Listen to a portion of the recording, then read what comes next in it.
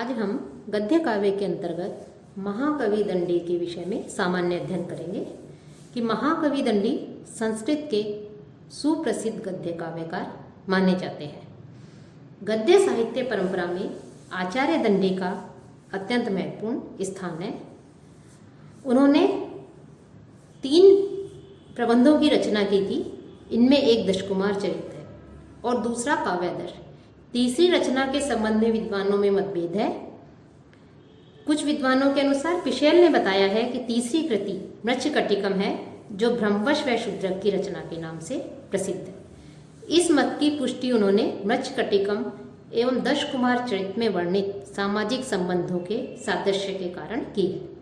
उन्होंने अपने कथन को सिद्ध करने के लिए इन दोनों रचनाओं में प्राप्त होने वाले लिम्पति इव तमो अंगानी इस श्लोक को आधार बनाया है। उनका कहना है कि दंडी ने बिना नाम दिए ही इस श्लोक को काव्यादर्श में उद्धृत किया है, पर इतने कहने भर से ही दंडी मृच्छकटिकम के रचयिता सिद्ध नहीं होते हैं। दंडी जो है उनकी हम मुख्य रूप से जहाँ तक 3 रचनाएं मानी गई हैं, उन तीनों रचनाओं में से दशकुमार चरित और जो काव्यादर्श है, ये 2 ही मुख्य रचनाएं उनकी मानी गई हैं। काव्यादर्श में दंडी ने गद्य काव्य के जिन नियमों का प्रतिपादन किया है, उनका पालन दशकुमार चरित में नहीं किया जा सका। अतः एक ही व्यक्ति के द्वारा प्रतिपादित सिद्धांत की अपने ग्रंथ में अवहेलना करने से कुछ विद्वान इसे जो है दंडी की रचना नहीं मानते। लेकिन दोनों ग्रंथों की भिन्नता का समाधान इस प्रकार किया गया है कि दशकुमार चरित कवि की युवावस्था की कृति है, अतः इसमें सभी नियमों का पालन नहीं किया जा सका। काव्यादर्श की रचना इन्होंने प्रौढ़ावस्था में की होगी। दंडी की तीसरी रचना अवंती सुंदरी कथा को कहा जाता है। यह ग्रंथ अपूर्ण रूप से प्रकाशित हो चुका है और अधिकांश विद्वान इस अपूर्ण ग्रंथ को ही दंडी की तीसरी रचना मानने के पक्ष में है। और जहाँ तक हम दंडी की जो 3 रचनाएं देखते हैं, उन तीनों रचनाओं में जो काव्यादर्श नामक जो ग्रंथ है, यह अलंकार ग्रंथ है।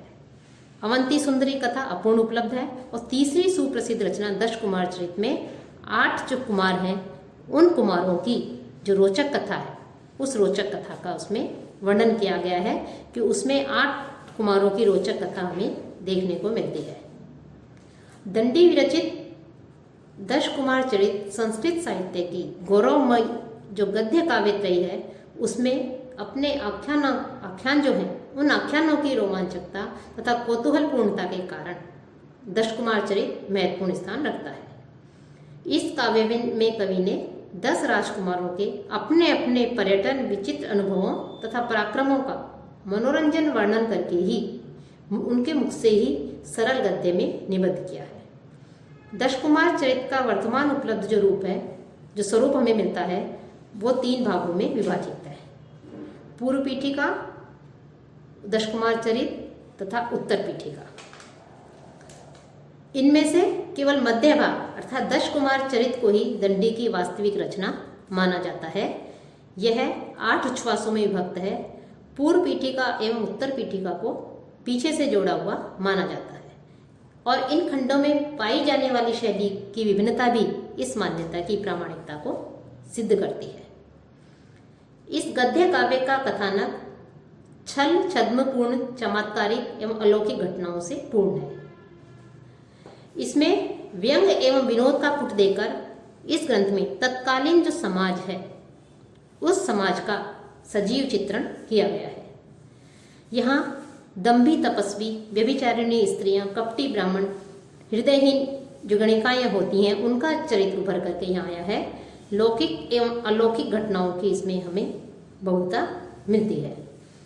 इस ग्रंथ में पुष्पपुरी के राजा राजहंस के पुत्र और उसके मंत्रियों के पुत्रों की कथा है। तपस्या के द्वारा बल प्राप्त किए मालवेश्वर मानसार से पराजित होने पर राजहंस जंगल में चला जाता है। वहीं उसे तथा उसके मंत्रियों को पुत्र होते हैं। बड़े होने पर ये सभी देशाटन के लिए निकल जाते हैं और परिस्थितिवश सभी एक दूसरे से बिछुड़ जाते हैं और विचित्र एवं संकटपूर्ण जीवन व्यतीत करते हैं। ये सभी आपस में पुनः लौट कर मिलते हैं और अपनी अपनी कथा सुनाते हैं। उनके द्वारा सुनाई कथा ही दशकुमार चरित है। दशकुमार चरित में जहाँ कथानक विचित्र है वहाँ उसके अनुरूप वर्णन शैली जो है वो भी सरस एवं प्रभावपूर्ण इसमें वर्णन शैली है। इसके प्रथम उच्छ्वास में राजवाहन की कहानी है। उसके साथी उसके पास आते हैं। अपने साथियों को बड़े दिनों बाद पाकर वह अपने अनुभवों की कथा कहने का आदेश देता है। बाकी जो सात उच्छ्वास हैं उनमें 7 कुमारों की कहानियों का वर्णन है। सबसे पहले कहानी अपहार वर्मा का चरित्र है, जो सबसे लंबा, सबसे जटिल एवं मनोरंजक है। इस कहानी में हमारे सम्मुख अनेक विचित्र घटनाएं, अनेक रोचक पात्र उपस्थित होते हैं। काम मंजरी नामक गणिका निस्संदेह एक विचित्र पात्र इसमें है। वह तपस्वी मरीचि के आश्रम में जाकर संन्यास लेने का छल करती है और स्वयं तपस्वी को अपने कर्तव्य मार्ग से हटा देती है। इसके पहले वह वस्तुपाल नामक श्रेष्ठी पुत्र को भी ठग चुकी है और बेचारा वस्तुपाल जैन साधु बनने को विवश हो जाता है। जैन साधु के प्रसंग में ही जैन धर्म का भी इसमें भास किया गया है। द्यूत ग्रह का अनुभव, कर्म का वर्णन, जिसमें अपहार वर्मा ने दक्षता प्राप्त की है। अपहार वर्मा गरीबों की सहायता के लिए धनवानों की चोरी करता है, प्रेमियों को परस्पर मिलाता है, दुष्टता धोखाधड़ी के से युक्त जो लोग हैं, उनके शिकार जो लोग हैं, उन लोगों को वो सुखी बनाने का कार्य करता है। अपहार वर्मा वाली अगली कहानी इतनी रोचक नहीं है, पर उसमें भी घटनाओं और चरित्रों का अभाव नहीं है। इस कहानी में नायक के पिता के खोए हुए राज्य को प्राप्त करने का विधान है। और चौथी कहानी में कुमार अर्थपाल की कहानी है, जो काशीराज के द्वारा पदच्युत पिता को पुनः मंत्री बना देता है और राजकुमारी मणिकर्णिका के प्रेम को प्राप्त करता है। अगली कहानी प्रमति की है, जिसमें स्वप्न में नायिका दर्शन वाली कथानक रूढ़ी का प्रयोग किया गया है। नायक श्रावस्ती की राजकुमारी नवमालिका को स्वप्न में देखता है। वह स्त्री की भूमिका धारण कर अंतःपुर में जाता है और राजकुमारी से मिलता है। छठी कहानी मित्रगुप्त की है, जो सुह्यम देश की राजकुमारी कंदुकवती को प्राप्त करता है। इस कहानी में अनेक समुद्रों और दूर देशों की यात्रा का वर्णन है। इसी में ब्रह्म राक्षस की कथानक रूढ़ी का भी प्रयोग किया गया है। अर्थात छठी कहानी में मित्रगुप्त के चरित्र का वर्णन है। 7वीं कहानी मंत्रगुप्त की है, जिसमें दंडी ने चित्र काव्य शैली का प्रयोग किया है। इस कहानी में मंत्रगुप्त औष्ठ्य वर्णों का उच्चारण नहीं करता, क्योंकि उसके पीछे भी उसमें वहाँ कारण बताया गया है। साथ ही इस कहानी की घटनाएं कलिंग तथा आंध्र देश में घटित होती हैं। आरंभ में मंत्रगुप्त एक कापालिक सिद्ध से कलिंगराज कर्दन की पुत्री कनकलेखा को बचाता है। कापालिक ने उसको यक्षों के द्वारा शमशान में मंगवा लिया था और वह उसकी बलि देना चाहता है। इस कहानी में भी मंत्र सिद्धि के द्वारा रूप परिवर्तन वाली कथानक रूढ़ी की योजना पाई जाती है, जिसका प्रयोग अपहार वर्मा की कहानी में भी हमें मिलता है। 8वें उच्छ्वास में जो विश्रुत जो है, उस विश्रुत की चरित्र का वर्णन है, उसकी कथा है, जो दंडी की अधूरी कहानी है और उत्तर पीठिका के लेखक ने उसे पूरा किया है। इस कथा में विश्रुत अपने आश्रयदाता विदर्भ के राजकुमार के खोए राज्य को पुनः प्राप्त करता है। दशकुमार चरित्र का जहाँ तक हम इसकी समीक्षा के विषय में देखें या इसकी मूल्यांकन करें, तो जो दशकुमार चरित्र है, इसमें 10 कुमारों के चरित्रों में भी मुख्य जो कथा है, उसमें कई अवान्तर कथाएं उसमें गुंफित हैं, गुथी हुई हैं। जैसे अपहार वर्मा की कथा में एक और तपस्वी मरीचि तथा गणिका काम मंजरी की कहानी है, तो दूसरी ओर जैन भिक्षु की आत्मकथा पाई जाती है। दशकुमार चरित्र में जहाँ कथानक विचित्र है, वहाँ उनके अनुरूप वर्णन शैली भी सरस एवं प्रभावपूर्ण है। महाकवि जो दंडी हुए हैं, उन दंडी का एकमात्र लक्ष्य सहृदयों का अनुरंजन करना जान पड़ता है। भले ही उसने नीति शास्त्र, राजनीति, कामशास्त्र का प्रकांड अध्ययन इस कृति में प्रदर्शित किया हो। और जो दंडी हैं, उन दंडी की सबसे बड़ी जो विशेषता है, वो विशेषता यह है कि उन्होंने सामान्य लोक कथाओं को लेकर काव्य की आभा से उद्दीप्त कर दिया है। और यह जो काव्य शैली है दंडी की, यह काव्य शैली सुबंधु और बाण भट्ट में भी नहीं पाई जाती। दंडी ही संस्कृत के एकमात्र ऐसे गद्यकार हैं जिन्होंने यथार्थवादी शैली का निर्वाह किया है। दश कुमार चरित में तत्कालीन समाज का जीवन चित्र दृष्टिगोचर होता है हमें। इसमें छल कपट, धूर्तों का रोमांच, चोरी ठगी आदि सभी कुछ व्यंग एवं विभेदपूर्ण शैली में इसमें वर्णन किया गया है, इसमें हमें दिखाई देता है। और दंडी की इसी यथार्थवादिता के कारण कुछ विद्वान दश कुमार चरित को अश्लील भी कह देते हैं, पर लेकिन यहाँ यह उल्लेखनीय है कि दंडी का उद्देश्य अश्लीलता के लिए नहीं है। यदि श्रीहर्ष और जयदेव अश्लील नहीं माने जाते हैं तो दंडी को इस प्रकार की दृष्टि से क्यों देखा जाए। संस्कृत साहित्य की यथार्थवादी शैली जो हमें दश कुमार चरित में मिलती है वह 6ठी-7वीं सदी के भारतीय समाज का चित्र रखने में पूर्णतः समर्थ है। दंडी की कथा का जो रस है वो यथार्थपूर्ण जीवन में है। इसमें जादूगर, चंचल तपस्वी, जैन शपनक, राजकुमारियाँ, राज्य भ्रष्ट राजा, भिक्षुणियाँ, मृच्छकटिकम के शर्विलक जैसे सिद्धहस्त चोर, देवताओं और तपस्वियों, राजाओं महारानियों के पात्रों को दंडी ने इसमें चित्रित किया है। मानव जीवन के जो 3 लक्ष्य माने जाते हैं, धर्म, अर्थ और काम, उनकी प्राप्ति में यदि ये तीनों का उपार्जन एक साथ नहीं कर पाते तो किसी भी एक को छोड़ देने में भी वो नहीं हिचकिचाते। उनके चरित्र अपने माता पिता को कैद से भगा देने तथा काम और अर्थ का उपभोग करने के लिए धर्म की उपेक्षा कर सकते हैं। दंडी के पात्र भाग्य की अपेक्षा पुरुषार्थ पर विशेष बल देते हैं। चरित्र चित्रण के अतिरिक्त दश कुमार चरित्र की विशेषता हास्य और व्यंग का पुट देने में भी है। समस्त कृति में अर्थ से इति तक कुमारों के विचित्र अनुभवों का हास्यात्मक वातावरण यहाँ में इनके ग्रंथों में दिखाई देता है।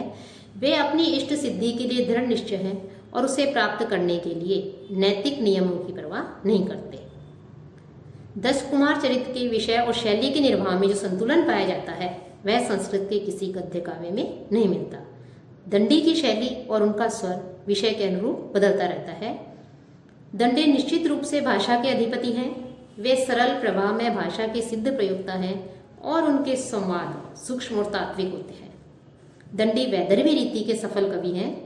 वैसे वर्णों में कवि दंडी के भी वाक्यों में यत्र तत्र समासांत शैली मिल जाती है, पर वे शाब्दी या आर्थिक क्रीड़ा है उसमें अधिक नहीं उलझते। दंडी के प्रकृति वर्णन भी हमें सुंदर दिखाई देते हैं। कुल मिलाकर हम देखें तो दंडी का जो विषय चयन है वो शैली और अभिव्यंजना अति के दोष से मुक्त है। यद्यपि दंडी की शैली अत्यंत सरल नहीं है, तथापि उनकी शैली में परिश्रम साध्य उबा देने वाली, थका देने वाली गुत्थियां नहीं है। दंडी की प्रभावोत्पादकता उनकी संक्षिप्त, सूक्ष्म और संयत वर्णन शैली पर निर्भर है। संस्कृत गद्य साहित्य के इतिहास में दंडी का अपना जो है स्वयं का एक तरह से कह सकते हैं एक निजी स्थान है। दंडी ने सर्वप्रथम सामाजिक पक्ष को जिस ईमानदारी और सहज सरलता से रखा है, निस्संदेह संस्कृत साहित्य में भी यही दंडी की महती देन कहा जा सकता है और यही उनकी महिमा एवं गरिमा का कारण भी है। वे सुबंधु और बाण इन दोनों की शैली का अनुगमन न कर एक नवीन प्रकार की शैली के उद्भावक है, जिसके विशेष गुण हैं अर्थ की स्पष्टता, रस की सुंदर अभिव्यक्ति, पद का लालित्य तथा दैनंदिन प्रयोग की क्षमता। दंडिनः पद लालित्यम, यह जो उक्ति है, यह उक्ति दंडी के लिए ही प्रसिद्ध है कि इस प्रकार से हम कह सकते हैं कि जो दंडी है, गद्य काव्यों की जो प्रसिद्ध गद्यकार हुए हैं उन गद्यकारों में दंडी जो है उनको भी प्रमुख स्थान दिया गया है। उनकी कथाओं में प्रवाह, आनुषंगिक वर्णनों तथा कथानक में सम्यक संतुलन, शिष्ट हास्य और व्यंग, यथार्थ के साथ आदर्श का अद्भुत समन्वय, चुपते हुए चित्रण, रसानुकूल शब्द योजना, प्रसाद गुण युक्त अकृत्रिम शैली दंडी की काव्य कला की प्रमुख विशेषता है। दंडी वास्तव में सरल संस्कृत गद्य के आदर्श है। किसी ने दंडी के विषय में ये जो कहा है यह अत्यधिक वास्तव में सही कहा है कि कबीर दंडी कबीर दंडी कबीर दंडी न संशय है। यह कहकर के संस्कृत साहित्य का एकमात्र कवि दंडी को ही घोषित किया है। साथ ही दंडी को दंडी न है पद लालित्यम, यह कह करके दंडी का जो सम्मान है उस सम्मान की भी उन्होंने एक तरह से वृद्धि की है। दंडी की महिमा का, गरिमा में का जो है उन्होंने गुणगान किया है। और दंडी का ज्ञान हम देखते हैं जहाँ तक है बहुत अधिक व्यापक है।